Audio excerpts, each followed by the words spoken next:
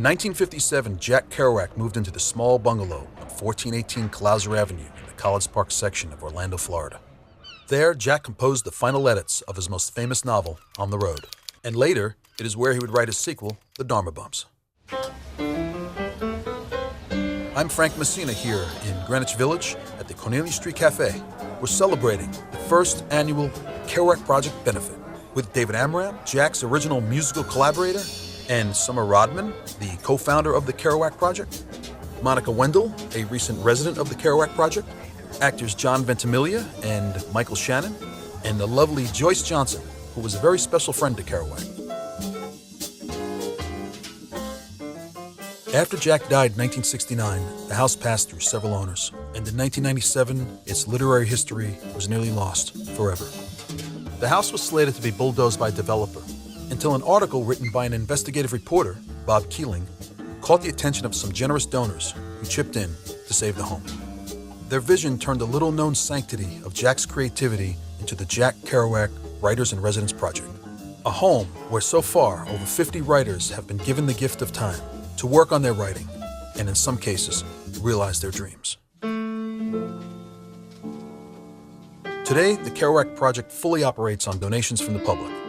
The staff and the board of directors are all volunteers, and the program provides writers a place to live for 3 months for free, along with a generous food stipend, so they can relax and write.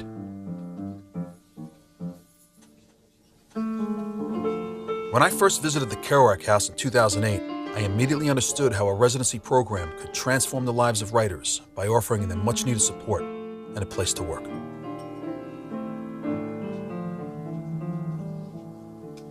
I also realized that the organization couldn't continue unless they got help from people who cared.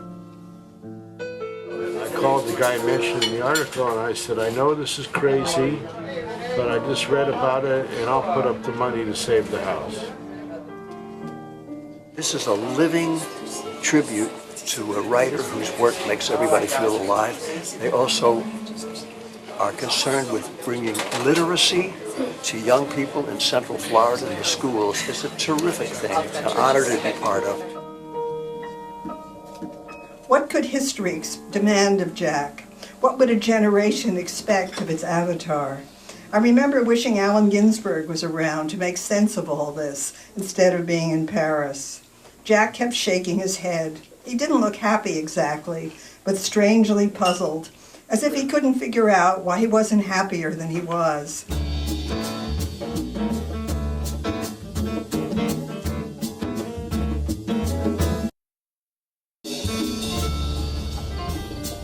David Amram and I invited friends who agreed to come together in New York City's Greenwich Village to honor Jack Kerouac and his Florida-New York connection, to raise resources, and to keep the dream alive. David Amram and his band performed Jack's favorite tunes, including David's very own Waltz for Arthur Miller's After the Fall. Academy Award-nominated actor Michael Shannon read from On the Road, as did the dynamic John Ventimiglia. The night was a great success. It was fun, spontaneous, creative, and above all, it helped raise awareness and resources. This was our way of helping the Kerouac Project. You can help too by sharing this video and by donating today at kerouacproject.org.